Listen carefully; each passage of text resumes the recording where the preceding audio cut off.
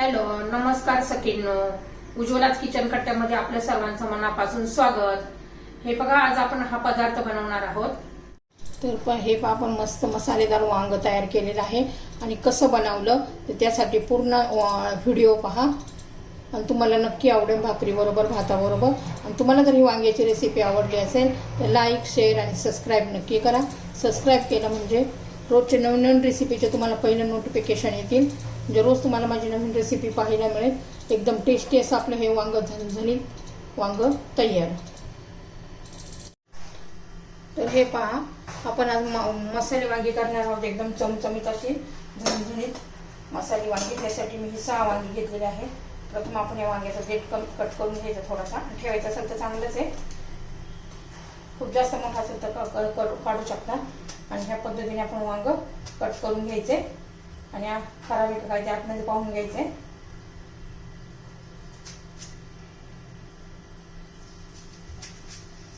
हे पहा, वांगी आपली कट करून झालेली आहे. 6 वांगी. आणि मी एक मसाला तयार करून घेतलेला आहे.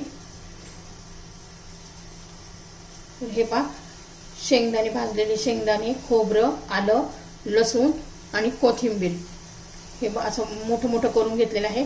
एकदम बारीक अशी पेस्ट करायची नाहीये. आपण कढई गरम करण्यासाठी ठेवूया. तर हे पहा, आता कढई गरम झालेली आहे.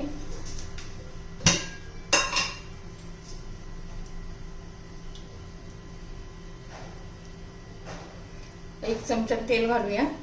थोडंसं वर टाकते. असं तेल जरा जास्त असलं ना तर छान असं वांग होतं मस्त.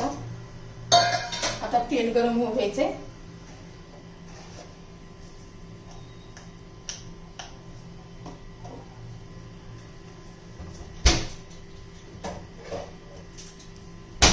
तर हे पाहता, आपलं तेल गरम झालेलं आहे.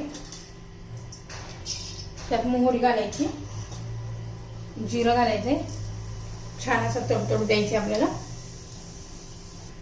तर हे पहा, तडतडलेलं आहे जिरं, मोहरी. मग बारीक चिरलेला कढीपत्ता घालायचा, चिरून घालायचा. म्हणजे छान त्याने अशी टेस्ट येते. आणि आपण खातो पण, अख्खा काढून टाकतो. तर हिंग घालायचंय. हा माझा होममेड मसाला आहे. तुमच्या चवीनुसार तुम्ही घालू शकता. हळद, 1 चमचा धना पावडर,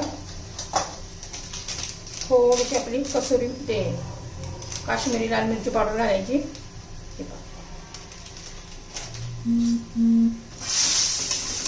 आणि मग त्याच्यात वांगी घालून घ्यायची. मस्त अशी परतून घ्यायची आहे 1 मिनिटभर. तर पहा, ते परतून झालेले आहेत. आता आपण हे वाटण केलेलं आहे ते घालून घेऊया.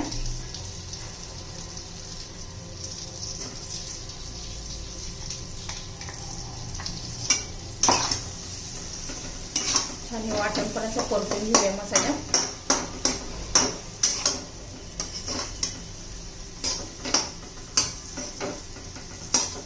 मीठ पण घातलेलं आहे मी वाटण करताना त्याच्यातच.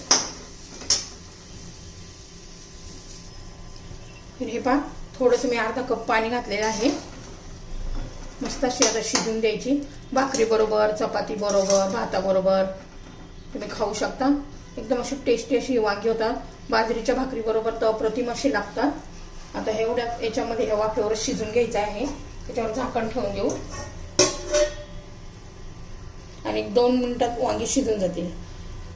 हे आता झाकण काढून बघूया. 4 मिनिटं ठेवलं होतं. छान असं बघा कसलं भारी आपलं वांग तयार झालेलं आहे. झणझणीत असं चटपटीत मस्त वांग. लागेल की नाही भाकरी बरोबर, एकदम टेस्टी असं मसालेदार आपली वांग्याची रेसिपी तयार. वरून थोडीशी कोथिंबीर घालायची आणि लगेच खायला घ्यायचं गरमागरम वांग आणि भाकरी किंवा भात. मस्त असं आपली वांग्याची रेसिपी तयार.